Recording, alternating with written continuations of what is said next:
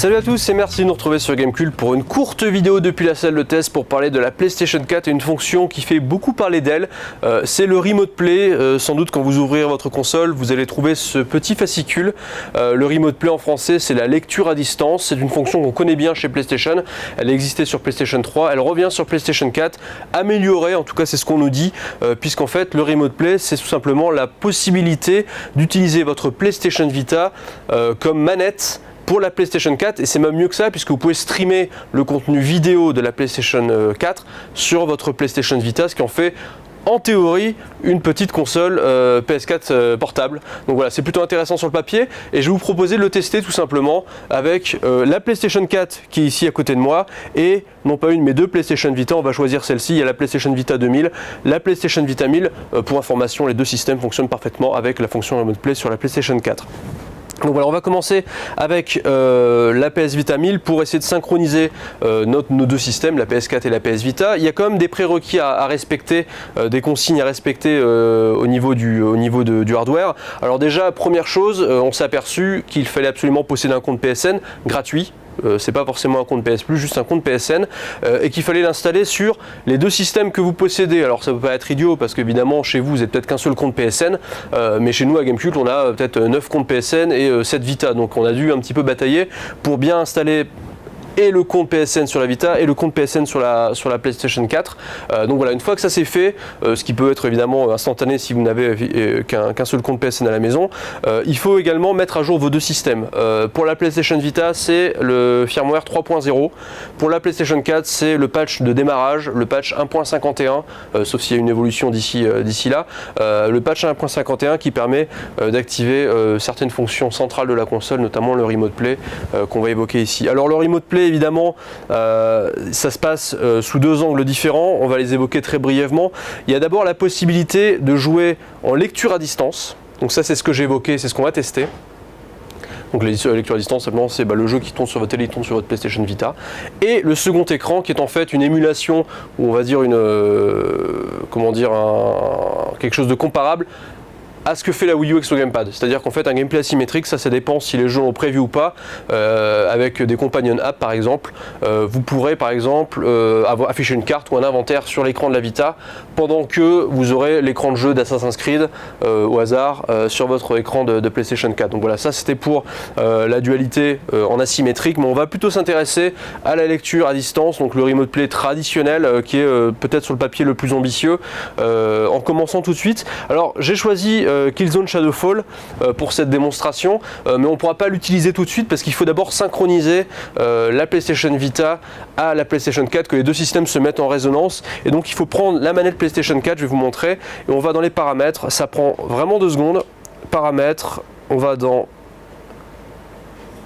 paramètres de connexion à PS Vita, on choisit de se connecter directement à la PS Vita parce qu'il est également possible de se connecter à son point d'accès domestique, donc directement en Wi-Fi, ce qu'on appelle en fait le mode infrastructure, mais on va pas choisir ce mode parce qu'on l'a testé, il marche pas bien du tout. Notre Wi-Fi, c'est vrai que c'est pas un Wi-Fi de foudre de guerre, donc peut-être chez vous essayez-le, parce que sur le papier évidemment ça vous permet de vous éloigner de votre PS4 tant que vous n'êtes pas trop loin de la box qui émet le Wi-Fi, mais nous on l'a tenté et franchement on n'est pas satisfait du résultat, donc voilà, on va pas forcément insister dessus, on va aller sur quelque chose de plus traditionnel.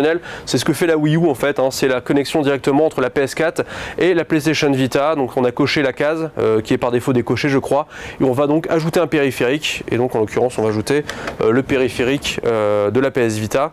Donc voilà, il y a un code qui est apparu à l'écran, bon c'est un petit peu ce que propose iTunes, enfin quasiment tous les services en fait qui proposent de connecter deux appareils entre eux, et donc on va sur l'application que je vais afficher ici, qui est Lien PS4. En fait ça c'est une application qui est arrivée avec la mise à jour 3.0 du firmware de la Vita, qui ressemble en fait à celle qu'on connaissait qui était lecture à distance PS3.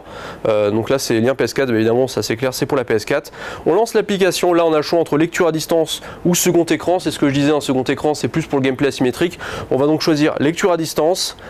Et là en fait il va me demander un code, c'est le code qui est sur la télévision que j'ai généré tout à l'heure, donc le code évidemment n'est pas confidentiel, hein, il est généré aléatoirement, donc il n'y a aucun souci de confidentialité à vous le montrer. Donc voilà, 3, 4, 8, 1, voilà, je valide la commande, j'enregistre.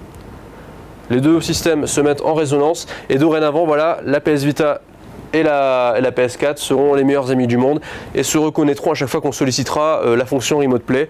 Donc voilà, du côté de la PS4 c'est bon, la consigne est passée, et du côté de la PS Vita ça va prendre 1 ou 2 secondes de plus, mais a priori ça devrait être bon d'une seconde à l'autre, parce que la PS4 m'a déjà mis un message, voilà, comme quoi ça avait fonctionné. Et là du coup, ce qu'on a à l'image de la PS Vita, c'est plus la PS Vita, c'est la PS4. Donc voilà, vous voyez qu'en fait, je peux me déplacer dans les menus de la PS4 en utilisant la PS Vita comme une manette traditionnelle. Soit dit en passant d'ailleurs, la manette de la PS4 a été éteinte. C'est-à-dire qu'en fait, à partir du moment où on passe en Remote Play, tous les contrôleurs reliés à la PS4 qui est en marche sont désactivés, ce qui permet en fait au joueur de se concentrer sur sa PS Vita. Donc évidemment, je peux revenir aux menus principaux, donc système PS4, voilà. Et donc là, je peux naviguer dans les menus de la PS4, aussi bien sur l'écran de la télé que sur ma PlayStation Vita. Donc ici, on voit qu'il n'y a pas tellement de lag, hein. Je vais essayer de le faire à l'envers. Voilà. C'est quasiment instantané. Faut dire évidemment qu'on est à moins d'1 mètre de la console source, la PS4, donc la prouesse technique est pour l'instant assez relative, mais elle est là.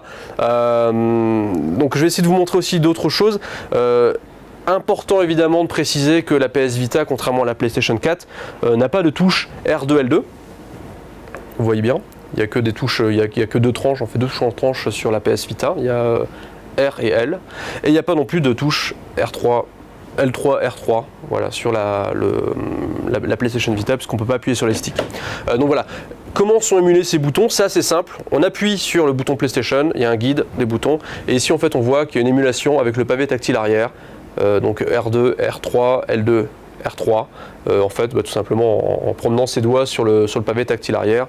D'ailleurs quand on le fait, si je dis pas de bêtises, il y a une petite interface qui apparaît, je sais pas si on pourra la voir. Voilà, donc ça montre en fait quand on promène son doigt où est-ce qu'on est exactement, si on est sur R2 et sur R3. C'est pas super précis, clairement, c'est de la débrouille, hein, c'est de la bricole du côté de Sony, notamment pour les jeux de foot où on a besoin d'aller sur le turbo régulièrement, sur le R2 régulièrement, les FPS également, puisque la gâchette sert à tirer, donc tirer en utilisant le pavé tactile arrière, bon courage, c'est jamais très recommandé. Donc voilà, c'est pas forcément ultra optimisé pour certains jeux, notamment les jeux assez rapides. Par contre, évidemment, cette émulation des contrôles de la PS4 sur la PS Vita, elle est parfaite pour de la plateforme, pour du RPG, pour des jeux un peu plus textuels, des jeux un peu plus lents tout simplement. Donc voilà, c'est comme ça que ça se passe pour jouer à la PS4 sur la PlayStation Vita. Maintenant, on va passer au jeu. Évidemment, le gros délire avec le Remote Play sur PS4, c'est de se dire est-ce que je vais réussir à avoir un beau jeu PS4 sur le bel écran OLED de la PS Vita. Donc on va lancer tout de suite Killzone Shadowfall. Là je suis en partie en cours, donc ouais, il n'y a pas de temps de chargement. Donc évidemment, il y a toujours l'écran qui apparaît, l'image qui apparaît sur mon écran de télé, donc en 1080p, et puis sur ma PlayStation Vita, avec évidemment une petite compression d'image, hein, puisqu'on stream de la vidéo, et aussi une résolution qui est rabotée, hein, puisqu'on n'est même pas en 720p sur PS Vita, par rapport au 1080p de l'écran source, donc forcément il y a une déperdition en termes de qualité, mais il faut vite préciser qu'à cette distance de la console, la qualité d'image est nettement supérieure à ce qu'on aurait sur un jeu PS Vita classique. Au hasard, le dernier Killzone sorti sur Vita, Mercenary, qui est très très joli, mais qui n'atteint pas la qualité d'image de ce Killzone Shadowfall PlayStation 4 qui est sorti sur PS Vita grâce au Remote Play. Donc voilà, ça c'était pour vous montrer globalement la réalisation, donc je ne vais pas forcément m'éterniser parce que je ne suis pas certain que ce soit très très parlant à l'image. Néanmoins, vous voyez qu'il n'y a aucun lag, aussi bien sur mon image PS Vita que sur ma télé. Donc ça permet vraiment de profiter de ces jeux un peu plus loin justement peut-être qu'une manette PS4 dans son lit, aux toilettes, ou simplement mettre, je sais pas, sa PS4 un peu à l'écart à cause de son bruit et profiter un peu plus du silence au confort de son canapé. Donc voilà, ça c'est pour la réalisation brute, plutôt joli, plutôt convaincant, malgré des contrôles mal émulés. Maintenant la vraie question qu'on va se poser c'est, ok, j'ai un 3 pièces, je suis très riche, j'habite à Paris, ma chambre est assez loin de mon séjour, et c'est dans mon séjour que j'ai mis ma PS4.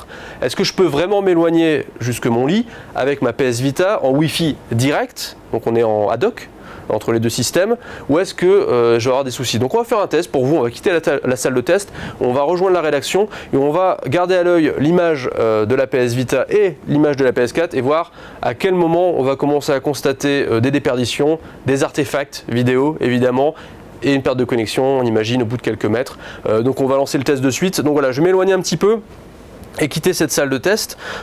Pour l'instant en tout cas ça fait 2 bons mètres, il n'y a aucun souci, hein. On est clairement dans une parfaite émulation de l'écran PS4, il n'y a aucun lag, aucun artefact pour l'instant, on peut jouer, la qualité d'image est toujours aussi invraisemblablement belle, donc toujours ces éléments, malgré la résolution de la Vita, ça reste très au-dessus de ce que proposent les jeux traditionnellement sur Vita.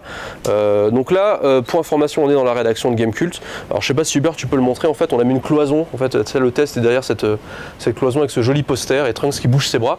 Donc déjà il y a un obstacle physique entre la PS4 et la PS Vita, pourtant vous voyez j'ai pas de souci majeur à jouer sur mon écran de PS Vita. Ça continue, il n'y a pas de lag visiblement, la connexion est toujours fluide.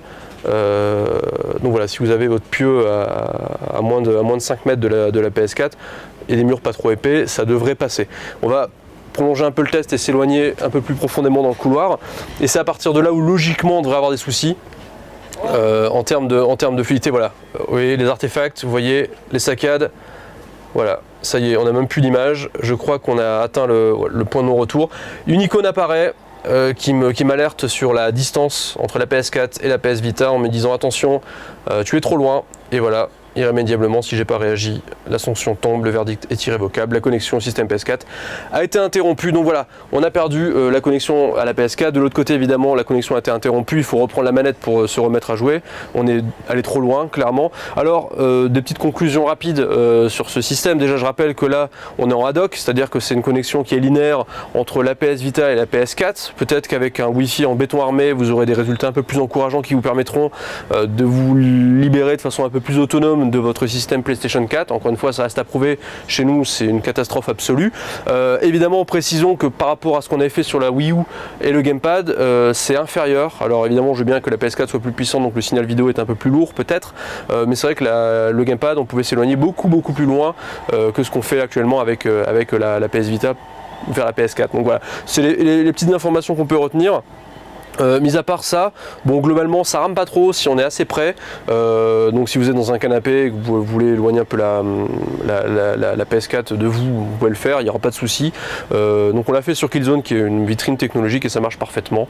Donc voilà, c'était le test de la PS Vita en remote play avec la PS4 en résonance. Ça marche relativement bien, ça arrive dès le lancement de la machine le 29 novembre en France, et donc encore une fois il faut juste avoir un compte PSN gratuit et mettre à jour ces deux consoles, ce que vous avez sans doute déjà fait.